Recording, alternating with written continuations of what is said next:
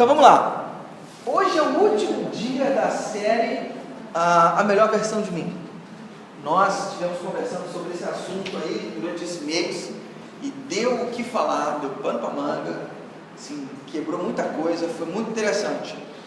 E você tem os áudios lá na página do Facebook ou no Mixcloud, no Soundcloud, você tem nossos áudios antigos, ok? Mas se você não pegou, não vai fazer diferença, porque elas não são interligadas, são dentro do mesmo tema, mas você não fica perdido sem saber. Na primeira semana, nós conversamos sobre a condição natural do eu, e nós percebemos que não somos tão bons quanto pensávamos. Segundo Paulo, a gente não é tão bom, nosso ego ele é inflado, é dolorido, é atarefado, é vazio, e isso fez com que a gente tivesse uma percepção de nós mesmos que assustava do jeito que nós somos, segundo Paulo, e que percebemos que há uma saída maior do que imaginávamos. A saída que Paulo dá para que a gente não vivesse nesse ciclo do eu inflado, a saída era rendição e engajamento no reino, se render para Deus e se engajar, entrar numa nova realidade que tem novas regras. Na segunda semana, a conclusão que a gente chegou é que somos tão pecadores que Cristo precisou morrer por nós, e somos tão amados que Cristo quis morrer por nós. Essa é a grande dinâmica do Evangelho. A gente é tão pecador que Cristo precisou morrer para nos salvar, mas nós somos tão amados que Ele quis fazer isso. Na segunda semana, nós percebemos que, segundo a mensagem do eu transformado, nós percebemos que eu não preciso estar criando critérios para me julgar, porque nós vivemos, Paulo fala que a gente vive num tribunal constante. Nós criamos critérios ou vivemos segundo o critério das pessoas, e aí nós estamos sempre nos julgando, sempre procurando absolvição para os nossos atos, para os nossos comportamentos, para a nossa vida, e ele disse que isso é loucura, é doentio, está sempre procurando aprovação. E ele diz, eu não preciso me preocupar com os julgamentos dos outros para definir meu valor e minha identidade, eu não preciso nem me preocupar com o meu próprio julgamento, porque o que importa mesmo é o que Deus pensa de mim. E nisso, o que ele faz? Ele sai desse tribunal e não fica mais à mercê dos julgamentos, e nem fica buscando o valor e o mérito que as pessoas deveriam dar para ele. Ele não busca ser alguém, porque ele já é alguém, porque Deus disse que ele é alguém, Deus disse que ele é filho amado e que ele é todo prazer, e que aqueles que estão em Cristo Jesus não há mais nenhuma condenação, então eles estão absolvidos.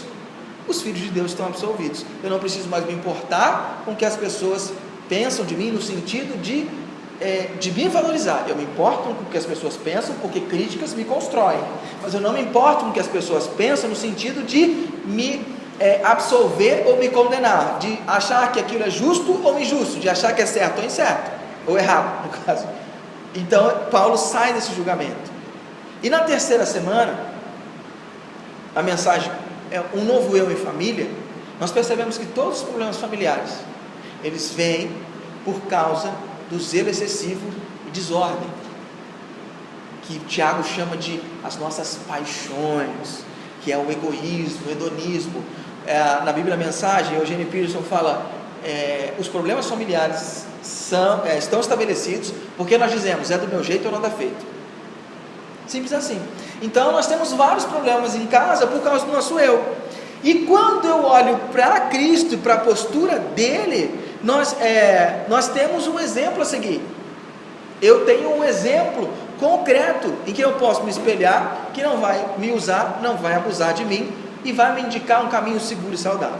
Hoje a gente vai conversar sobre um novo eu para a sociedade, e o texto que a gente vai conversar é um texto maravilhoso, tem tudo a ver com vinícola. É o texto de João capítulo 2, onde Jesus quebrou uma vinícola da época dele lá, porque ele transformou água em vinho. O negócio dos caras fala, né? Porque se o cara consegue transformar água em vinho, quem vai comprar mais vinho?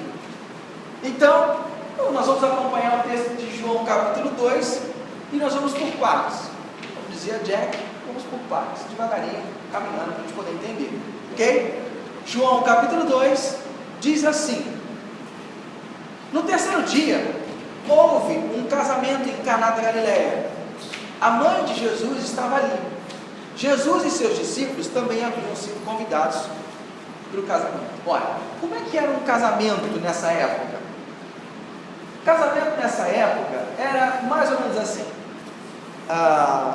O noivo, ele se interessava pela noiva, e aí ele ia até a casa, ou a vila, ou a cidade da noiva, junto com o seu melhor amigo. Chegava lá, batia na porta da casa do cara, do pai. O pai abria a porta e falava: você veio fazer aqui? Eu vim pedir a mão da sua filha, não só a mão, mas o corpo inteiro dela em casamento. O pai fala: então entre. Eles sentavam na mesa, combinavam o dote, e eles selavam essa. Depois de haver combinado nisso, a moça ficava dentro do quarto, não participava. Quando eles selavam essa aliança do casamento, eles tomavam uma taça de vinho, e aí o noivo ia embora. Ele ia preparar lugar para morar com essa moça. Então ele ia construir alguma coisa, ia fazer um puxadinho na casa da mãe, etc e tal. E aí demorava mais ou menos uns 6 meses a 1 ano.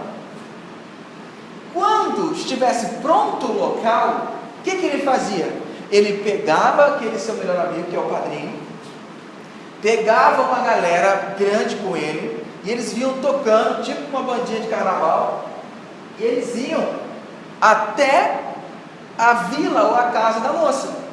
Quando chegava no começo da cidade, as mulheres já estavam vendo aquele movimento, sabiam quem era, já começavam a avisar umas para as outras, e chegava isso no ouvido da noiva.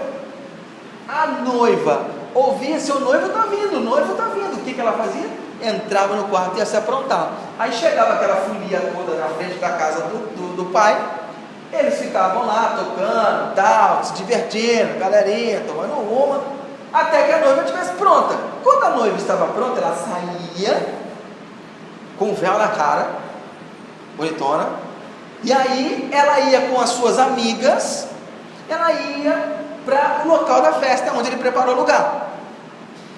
Quando chegava esse cortejo lá no lugar da festa, essa moça entrava no quarto dela e só saía depois do 3º dia.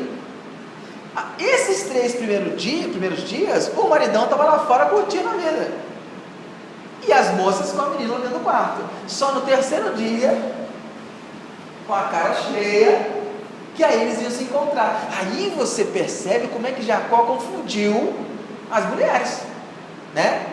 Ele queria Rebeca e acabou dormindo com Lia. Por quê? Falar sério, né? 3 dias enchendo um pote de vinho, vai deitar, vai chamar a gambá de meu gatinho e boa. E aí, então, o casamento era assim. E a gente está dentro desse momento. Aí a festa acontecia 7 dias lá naquele local, aí depois terminava. E era muito importante, porque era bancada pelo noivo. O noivo bancava a festa. Agora, assim, um parênteses, você percebe quando Jesus lá em João fala assim: na casa do meu pai há muitas moradas, se não fosse assim não teria dito, eu vou preparar lugar e logo voltarei? Ele está usando a linguagem do casamento. Aí você percebe na ceia que ele pega o cálice e sela a aliança na ceia com os seus discípulos, é a linguagem de casamento. Eu estou indo preparar um lugar, mas já eu volto para te buscar. Então Jesus está vindo nos buscar, porque nós somos a noiva. A gente nunca pode perder isso de vista, ok? Fecha parênteses. Os caras estão lá, era bancado pelo noivo, né? E a festa era uma responsabilidade, era de responsabilidade social, que era um acontecimento, então tinha que ser impecável, tinha que ser boa dentro das posses das pessoas, mas uma coisa não podia acontecer, que senão envergonharia a família: acabar o vinho. Podia acabar a comida, mas não podia acabar o vinho, porque se acabasse o vinho, o bicho pegava. A família ia ser envergonhada perante a sociedade da época, ia ser muito triste, muito doloroso. Eles iam começar o primeiro momento da vida deles com uma vergonha brutal. Vocês planejaram uma festa que não deu para chegar até o fim. É triste. Quando a gente passa por esse processo de planejar casamento, alguns aqui já planejaram faz muitos anos, outros mais recentes, você sabe a tensão que é. Você quer fazer tudo impecável, tudo bonitinho, porque você sabe que sempre vai ter um miserável que vai falar mal da festa. Sempre tem um cretino que vai criticar, ou que o salgadinho veio frio, ou que estava cheio demais, ou que estava vazio demais, ou porque a bebida estava quente, ou porque estava gelada demais. Eu lembro de eu não lembro de onde foi, mas eu lembro de um casamento que o cara reclamou que a cerveja estava gelada demais. Então assim, você perceber, sempre vai ter alguém falando mal, mas você quer que menos pessoas falem mal, você quer planejar as coisas o melhor possível. E essa festa tinha essas implicações, tinha a família, né, com essas implicações, eles não podiam deixar que a família ficasse mal. Tendo acabado o vinho, a mãe de Jesus, uma convidada, você percebe que o texto fala que a mãe de Jesus estava ali. Jesus e seu discípulo também haviam sido convidados. Jesus e os discípulos não é agregado, só não é penetra porque a Bíblia é educada, porque quem estava ali mesmo era a mãe. Jesus e os discípulos estavam ali só para participar, entendeu? Os filão, os penetrinhos. Mas a Bíblia é educada, não vai falar isso, ainda mais sobre Jesus, né? Aí tem uns pastores desbocados que acabam falando. Então, tendo acabado o vinho, a mãe de Jesus lhe disse: eles não têm mais vinho. Respondeu Jesus: que temos nós em comum, mulher? A minha hora ainda não chegou. Aí é um grande problema. Quando Jesus fala isso, é um grande problema. Muitas pessoas vão achar que Jesus está dizendo assim: Maria, você não interfira na minha vida, porque você não tem autoridade sobre mim. Outras pessoas vão achar que ele está dando um fora em Maria, porque Maria não significava nada. Se fosse assim, Jesus estaria desrespeitando o mandamento de honrar pai e mãe. E quando você olha a palavra hebraica para mulher, é a palavra Ishar, e a palavra hebraica para homem é Ish. Então será chamada Ishá porque do Ish foi tirado. Então mulher significa o quê? Carne da minha carne e osso dos meus ossos. Então quando ele chama ela de mulher, não está desrespeitando ela. O que está na cabeça de Jesus é outra coisa. Jesus está vendo que a família vai passar por uma grande vergonha. Jesus está percebendo que aquilo ali vai arruinar o começo da vida daquele casal. E Maria pede, olhando para aquela situação, que ele resolva aquilo, resolva o problema daquela família. Jesus está olhando lá para frente, Jesus está olhando assim: o problema dessa família não é a vergonha momentânea que eles vão passar aqui agora, o problema dessa família é a vergonha eterna que eles vão passar, porque eles são pecadores e em pecado nasceram. Então a hora de transformar a família, de tirar a vergonha dessa família, é a hora que ele fosse para a cruz. Por isso que ele fala: minha hora de morrer ainda não chegou, porque só com a morte dele é que ele vai eliminar toda a vergonha, todo o preconceito e todo o falatório de todas as pessoas que creram nele. Mas Maria estava olhando para ali, e Jesus entende que ela estava olhando para ali. Por quê, meu irmão? Preste atenção numa coisa: há 30 anos atrás, essa mulher ouviu um anjo falar com ela, que esse menino que estava na barriga dela seria o cara, que ele faria milagres, que ele seria o Salvador. Ela passa a infância trocando a fralda desse menino, falou: esse cara vai ser o Salvador.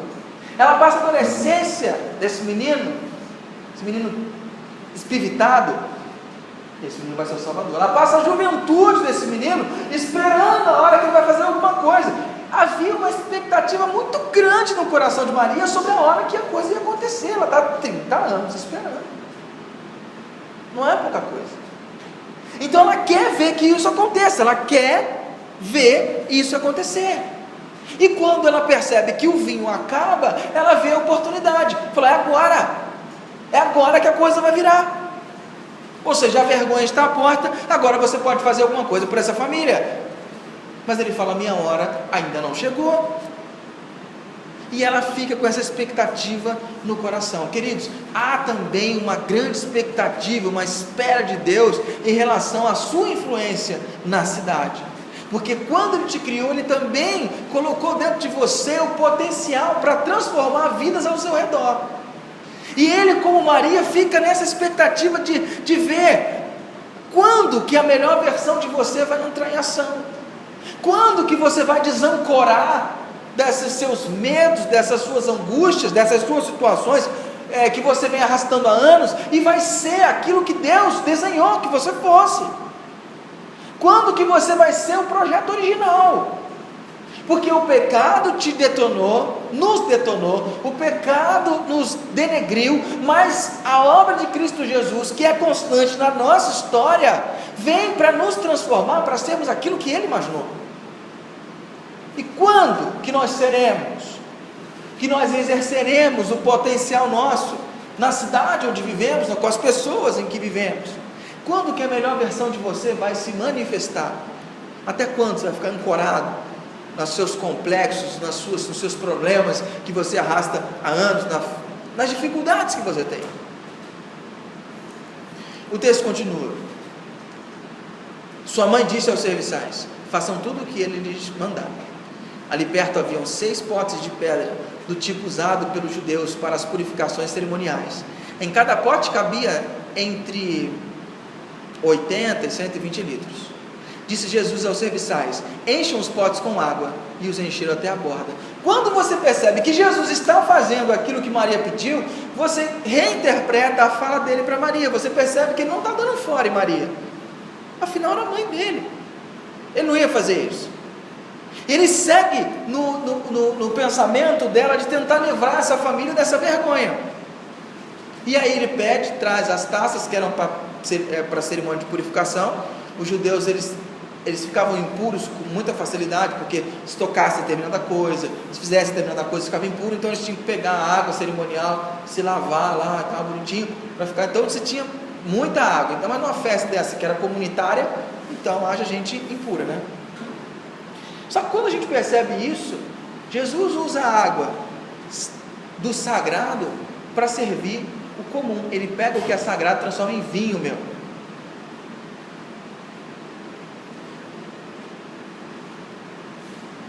Ou ele era italiano, curtia um vinho, ou tem alguma coisa estranha aí com o nosso pensamento sobre o sagrado. Ele pega e transforma água em vinho. Ah, mas esse vinho aí era o mosto. Mosto é aquele vinho sem álcool.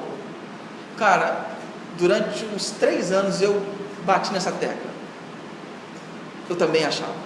Eu fui procurar no original e pesquisei tudo quanto é dicionário que eu tinha à disposição na biblioteca do seminário, e a conclusão que eu cheguei que não era vinho mesmo. Era vinho mesmo, não era suco de uva. Então peraí, era vinho mesmo, e Jesus transformou água em vinho, o povo continuar bebendo na festa, chapando coco. Porque vinho na Bíblia é sinônimo de alegria, representa a alegria. Se o vinho acabasse, a alegria do casamento acabava. Jesus se importou mais com as pessoas do que com o conceito de sagrado. E a gente precisa começar a tentar entender como é que funciona esse conceito de santo, de sagrado. E a ciência da religião ajuda a gente numa coisa. O Ed René apresenta sempre, quando ele vai falar sobre espiritualidade no trabalho, ele apresenta esse quadro aqui. Nesse quadro você tem aqui sagrado, secular, profano e religioso.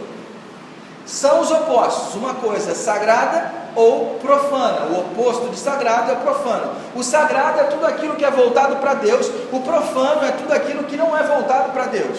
O secular é tudo aquilo que é da cultura, da sociedade, e o religioso é do âmbito religioso. Então, por exemplo, eu sou um profissional da religião, eu sou pastor, então o meu trabalho é no âmbito religioso. O seu trabalho é no âmbito secular, no âmbito da cultura. Ok? Olha o milagre acontecendo, Jesus, aleluia, amém. Então, preste atenção, meu trabalho é no âmbito religioso, o seu pode ser no âmbito secular. O que importa é se você lida com o seu trabalho de maneira sagrada ou de maneira profana. Porque se você, no seu trabalho, você não honra a Deus, você está trabalhando de forma profana. Agora, se você honra a Deus, você está trabalhando no sagrado. Então não importa se eu trabalho na área religiosa ou na área secular, o que importa é se eu encaro tudo que eu faço no âmbito do sagrado. Jesus, quando transforma água em vinho, ele não está transformando uma água sagrada em profana. Não, porque ele entendia que a festa, quando é celebrada e Deus é o centro, ela é sagrada. Por isso que eu falo que essa reunião aqui é tão sagrada quanto a reunião que você come pizza na tua casa. porque Deus também está lá. Quando você senta com os amigos para tomar vinho, que se você pega e senta com seus amigos para tomar vinho e enche o pote, não lembra nem o que você comeu, o que você bebeu, você está fazendo algo no âmbito do profano. Agora, quando você senta com seus amigos e você celebra a amizade, toma um vinho e experimenta aquilo, você está trabalhando no âmbito do sagrado, porque você entende que Deus está em qualquer lugar. Então, na espiritualidade cristã, tudo é sagrado. O sexo é sagrado. O namoro é sagrado, tudo o que a gente faz é no âmbito sagrado, inclusive nosso trabalho e a nossa influência na sociedade. Então eu influencio a sociedade, porque eu entendo que eu sou chamado por Deus para uma missão sagrada junto com Ele. O que? Transformar este mundo em um lugar melhor. Então se eu jogo futebol, é no âmbito sagrado. Nada que eu faço tem que estar no âmbito do profano. Está dando para entender? A dimensão muda. Então o sagrado, o santo, o espiritual não é o que você faz quando você vem aqui, é tudo que você faz. E na nossa cultura nós temos dois tabus em relação a isso: sexo e trabalho. O trabalho porque vem do latim tripalium, que é um instrumento de tortura. E a nossa cultura, quando ela vê a nossa tradição de trabalho, é uma tradição que evoca o trabalho como uma punição. Mas biblicamente o trabalho não é punição, a punição é o suor no rosto. O trabalho dignifica o homem e honra a Deus. Então ele é sagrado. O sexo foi Deus que criou, não foi invenção do capeta. Então eu trato o sexo como algo sagrado, eu trato o namoro como algo sagrado, porque Deus se criou para ser usado numa idade certa, namoro e sexo, numa idade certa, no momento certo, num tipo de relação correta. Se eu fizer antes disso, eu estou trabalhando nesse âmbito do profano, como não é de Deus. Então para tudo tem um tempo. Eclesiastes, Salomão fala: não desperte o amor antes que ele acorde. Tem hora para tudo. E a falta de também pode entrar nisso aqui. Se um casal saudável não pratica sexo com uma frequência adequada, e sabe lá Deus qual é a frequência adequada, ele pode estar levando a relação sexual deles para o buraco. Porque Pedro diz: não cessem as relações de vocês, com o risco de Deus não ouvir mais suas orações. Porque o sexo está inteiramente ligado à espiritualidade, porque tudo está ligado à espiritualidade. Deu para entender? Por isso que Jesus tem uma visão diferente entre santo e profano, entre sagrado. Para Jesus tudo é santo, tudo é sagrado, porque Ele torna todas as coisas santas. E o texto continua: agora levem um pouco do vinho ao encarregado da festa. Eles assim o fizeram, e o encarregado da festa provou a água que fora transformada em vinho, sem saber de onde este viera, embora o soubessem os serviçais que haviam tirado da água. Eu fico imaginando a cabeça desses serviçais, meu irmão, deve ser maravilhoso. O cara está assim, os serviçais enchem a talha de água, os caras enchem, e fica olhando. Aí Jesus fala: agora você tira um pouco. Aí o cara botou água, tirou, o negócio virou vinho. Aí ele fala assim: leva pro mestre da festa. Os caras deviam estar assim por dentro. Aí eles põem na caneca do mestre. O cara chapa, o olhinho do cara deve ter brilhado, porque ele chega pro noivo e fala que: cara, você guardou o melhor vinho, onde você arrumou esse vinho? E os caras deviam estar rindo por dentro, mano, porque os caras não falam nada. O texto diz que os serviçais não falam nada, eles são mudos. Eles deviam estar cascando o bico por dentro. Então assim: cara, esse cara não tem ideia do que acabou de acontecer. Ele está provando um negócio, mano, que ele não faz ideia do que aconteceu. Ele não faz ideia do que ele está tomando agora. Ele não sabe o que eu acabei de presenciar para poder trazer isso para ele. E os caras deviam dar uma alegria fenomenal. A alegria do mestre da festa é por causa do vinho bom. A alegria deles é porque eles presenciaram um milagre. Estão levando esse milagre a uma pessoa que está experimentando algo extraordinário na vida dela. E ela não faz nem ideia. Queridos, nós somos os serviçais do reino de Deus, porque Jesus faz o milagre e nós levamos para as pessoas, através do nosso abraço, através do nosso conforto, através da nossa cesta básica, através de várias ações que a gente pode fazer, de uma visita, e a pessoa experimenta aquilo que você oferece como sendo algo extraordinário, mas ela não faz ideia que aquilo que está acontecendo, que você está levando para ela, é fruto de um milagre que Jesus fez na sua vida. E aí você fica cascando o bico quando fala assim: nossa, que cesta bonita, ai, adorei que você veio fazer uma visita, que legal, nossa, foi uma diferença na minha vida. Mas por dentro você fala assim: cara, essa mulher não sabe o que Deus está fazendo na vida dela. Esse cara não sabe o que Deus está fazendo na vida dela, na vida dele, através dessa visita. Porque os serviçais do reino entendem que o rei do reino está operando em todas as coisas. Então nós somos chamados para ser esse tipo de pessoa, que experimenta o milagre e que leva as manifestações desse milagre às pessoas. Aí o cara vai, chama o noivo e diz: todos servem primeiro o melhor vinho, e depois que os convidados já beberam bastante o vinho inferior, é servido, mas você guardou o melhor vinho até agora. Esse é o efeito do serviço. A gente se engaja no serviço, a gente participa e leva algo surpreendente. A gente nem sabe se o noivo ficou sabendo do que aconteceu lá, mas assim também devemos servir e transformar as realidades onde vivemos. Não importa se o cara sabe de onde está vendo, se o noivo soube que Jesus livrou ele de uma vergonha, mas todo mundo experimentou os efeitos da transformação e do milagre que Jesus criou. Isso é o que importa. O que Jesus fez não era religioso, era algo social, era por amor ao próximo, era algo que trazia alegria e transformação para aquelas pessoas, que fazia a manutenção da alegria, era um serviço. Jesus assume o papel de protagonista na festa, que ele foi convidado. Jesus foi convidado, e ele assume o papel de protagonista. Às vezes você é convidado a estar em situações que Deus fala assim: filho, olha, vou te dar uma oportunidade agora, hein? Olha aí, ó, quiquei a bola, só chutar. Você não está ligado, você não percebe, você desligou a ferramenta que te diz que você está no reino de Deus e que as coisas são naturalmente sobrenaturais e que você está a serviço do reino e que você pode transformar a vida das pessoas. E aí você só sabe enxergar as coisas como sendo uma ofensa a seu ego, uma ofensa a seu umbigo, porque a vida inteira gira em torno de você, e você está perdendo um monte de coisas, como a gente viu na primeira música da abertura do Bom Dia.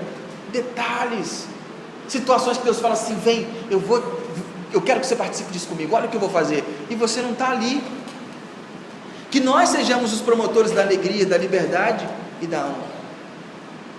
E o texto termina de uma forma fantástica, que ele diz assim: este sinal miraculoso em Caná da Galileia foi o primeiro que Jesus realizou, revelou assim sua glória, e seus discípulos creram nele. Queridos, João não chama isso de milagre, João chama isso de sinal. E por que João chama de sinal? Porque o sinal, a palavra sinal, ou os sinais na Bíblia, eles apontavam para uma realidade muito maior. Eles estimulavam a fé, serviam de testemunho, oferecia garantia e mostrava autoridade. Sabe por que João não chama isso de milagre e chama de sinal? Porque João está escrevendo o evangelho dele olhando para o livro de Êxodo. Quando você olha o livro de Êxodo, olha o que acontece com Moisés quando ele está lá na sarça ardente. Moisés respondeu: e se eles não acreditarem em mim, nem quiserem ouvir, e disser: o Senhor não lhe apareceu? Então o Senhor lhe perguntou: que é isso em sua mão? Uma vara, respondeu ele. Disse o Senhor: joga no chão. Moisés joga no chão, ela se transforma numa serpente. Moisés foge dela, mas o Senhor lhe disse: estenda a sua mão, pegue pela cauda. Moisés estende a mão, pega pela cauda, e a serpente se transforma de novo numa vara. E disse o Senhor: isso é para que eles acreditem que o Deus dos seus antepassados, Deus de Abraão, de Isaac e Jacó, apareceu a vocês. Disse-lhe mais o Senhor: coloque a mão no peito. Moisés obedeceu. Quando tirou, estava leprosa, parecia neve. Ordenou-lhe, pois: agora coloque de novo a mão no peito. Moisés tornou a pôr a mão no peito, e quando tirou, ela estava novamente como o restante da sua pele. Prosseguiu o Senhor: se eles não acreditarem em você, nem derem atenção ao primeiro sinal miraculoso, acreditarão no segundo.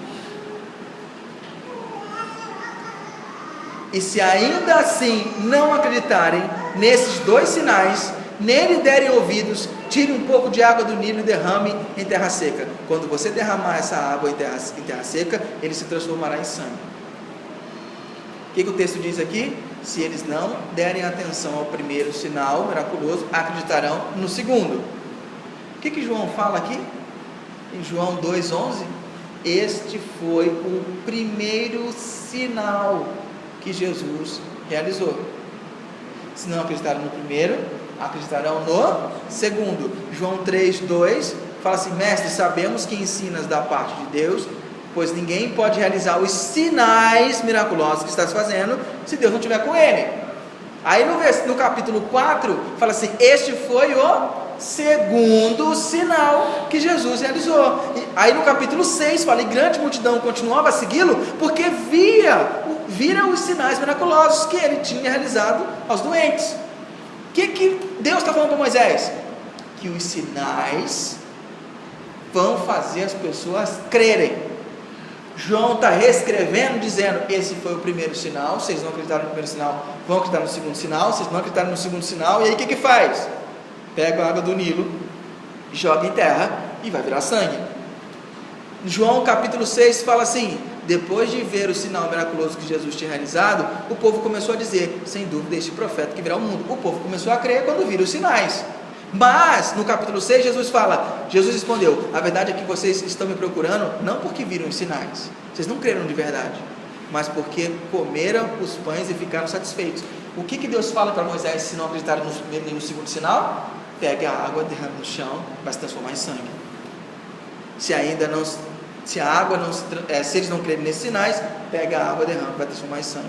O que era o Nilo? O Nilo era a fonte de vida do Egito, era o deus Hapi, H-A-P-I.